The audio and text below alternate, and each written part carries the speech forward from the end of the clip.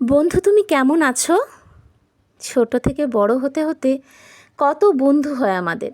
School, tuition, আঁকার school, গানের school, নাচের স্কুল, কত কত বন্ধু। কিন্তু বড় হতে হতে আমাদের সেই সব বন্ধুদের হাত ছাড়তে হয়, অন্য বন্ধুদের হাত ধরে আবার এগোতে হয়। স্কুল জীবনের কত বন্ধু হারিয়ে গেছে, তাদের সকলের নামও হয়তো মনে পড়ে না। প্রাইমারি থেকে হাই স্কুলে যেতেই অত ছোট বয়সে কত বন্ধু হারিয়ে যায়, আবার নতুন বন্ধু মনের ভিতরে জায়গা করে নেয়।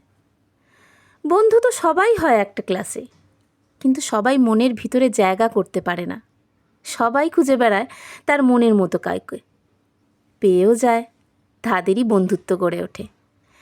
এরপর কলেজ, আবার বন্ধু বদল, খারাপ লাগা, ফেলে আসা দিনগুলো কষ্ট দেয়। তখন একসাথে টিফিন ভাগ করে খাওয়া, পরিবারের সমস্যার কথা ভাগ করে নেওয়া, বোরিং টিচারের ক্লাসে মাথা নিচু করে গল্প করা আর মনোযোগী হওয়ার অভিনয় করা, যে বিষয়ে দুর্বল তাকে অন্যজনের বুঝিয়ে দেওয়া, পরীক্ষায় যে বিষয়ে একটু ভালো অন্যজনকে একটু হেল্পও করে দেয়। কলেজ জীবনে স্কুল জীবনের থেকে একটু স্বাধীনতা মেলে বই কি, কিন্তু বন্ধুর চরিত্র একই থাকে। নিজের ছাতা থাকা সত্ত্বেও হাত ধরে একই ছাতার তলায় হাঁটা, একসাথে সিনেমা দেখতে যাওয়া, মেলায় ঘুরতে যাওয়া, ক্লাস মিস করলে রোল কলের সময় তার রোল নাম্বারে সাড়া দিয়ে দেওয়া, যেন কত বড় দায়িত্ব পালন করলাম। কি মিষ্টি ছিল সেই বন্ধুত্বগুলো। ইউনিভার্সিটিতে হারিয়ে যায় প্রচুর বন্ধু, কারণ সবার স্ট্রিম চেঞ্জ হয়ে যায়।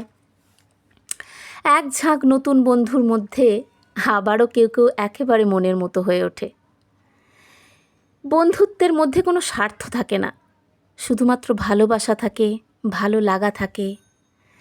যে কথাগুলো বাবা মার সাথে শেয়ার করতে গেলে মেরে বৃন্দাবন দেখিয়ে দেওয়ার সম্ভাবনা থাকে, সে কথা বন্ধুর কাছে অনায়াসে বলা যায়, সান্ত্বনাও পাওয়া যায়।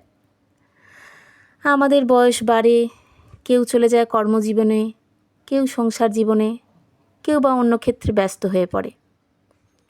দেখা হওয়া কমতে থাকে, ফোন আসা বন্ধ হয়, হোয়াটসঅ্যাপে নিয়মিত মেসেজও একসময় বন্ধ হয়ে যায়। কারণ যত বয়স বাড়ে জীবন আমাদের তত ব্যস্ত করে তোলে।